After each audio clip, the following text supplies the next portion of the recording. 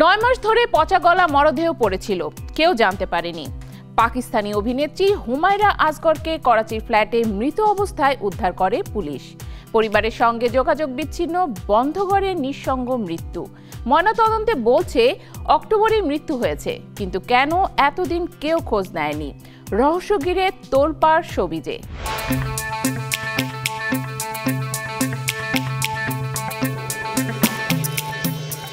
Pakistani showbiz অঙ্গন যেন এক রুদ্ধশ্বাস চমকে গেল।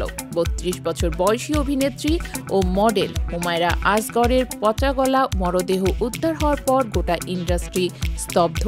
প্রথমে মনে করা হয়েছিল মৃত্যুর ঘটনা কিছুদিন আগের, তবে ময়নাতদন্ত বলছে গত বছরের অক্টোবরে, অর্থাৎ 9 মাস আগেই মৃত্যু হয়েছে তার। ঘটনাস্থল করাচির একটি অভিজাত আবাসন। বন্ধ দরজার ভেতরে পড়েছিল মরদেহ, যেটি এতটাই পচে গিয়েছিল যে চেনা যাচ্ছিল না। আবাসনের মালিক দীর্ঘদিন ভাড়া না পাওয়ায় আইনি পথে গেলে পুলিশ ফ্ল্যাটে গিয়ে দরজা ভেঙে হুমায়রার মরদেহ উদ্ধার করে। প্রাথমিকভাবে ধারণা করা হয়েছিল হয়তো হঠাৎ মৃত্যু হয়েছে, কিন্তু প্রশ্ন উঠেছে এতদিন ধরে কেন কেউ খোঁজ নেয়নি। জানা গেছে পরিবারের সঙ্গেও হুমায়রার ছিল দূরত্ব, এমনকি তার বাবা মেয়ের মরদেহ নিতে অস্বীকৃতি জানালে শেষ পর্যন্ত দাফনের দায়িত্ব নিতে হয় ভাইকে। পুলিশ জানায় তার মোবাইল ফোন সর্বশেষ ব্যবহার হয়েছিল গত বছরের অক্টোবরে।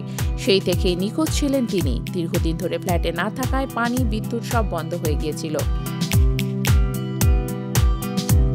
পাশের ফ্ল্যাটেও কেউ না থাকায় মরদেহের দুর্গন্ধ বাইরে পৌঁছায়নি। একটি ভয়েস নোট ছড়িয়ে পড়েছে সামাজিক মাধ্যমে।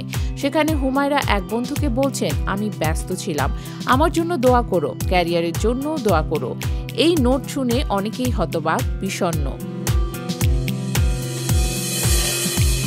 টেলিভিশন রিয়েলিটি শো তামাশা ঘরের মাধ্যমে পরিচিতি পাওয়া হুমায়রা একসময় জনপ্রিয় ছিলেন। 2015 সালে আলোচিত ছবি জালিবিতেও অভিনয় করেছিলেন, কিন্তু গত কয়েক বছর ধরেই নিজেকে আড়ালে রাখতেন, কাজ করতেন কম, থাকতেন একাকী।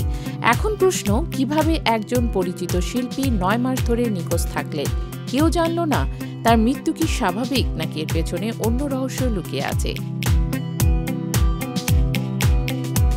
তদন্ত চলছে, উত্তর খুঁজছে পুলিশ। শোবিজের ঝলমলে দুনিয়ার আড়ালে থাকা এই নিঃসঙ্গ মৃত্যু যেন আলো ফেলে আমাদের সমাজ ও সম্পর্কের শূন্যতায়।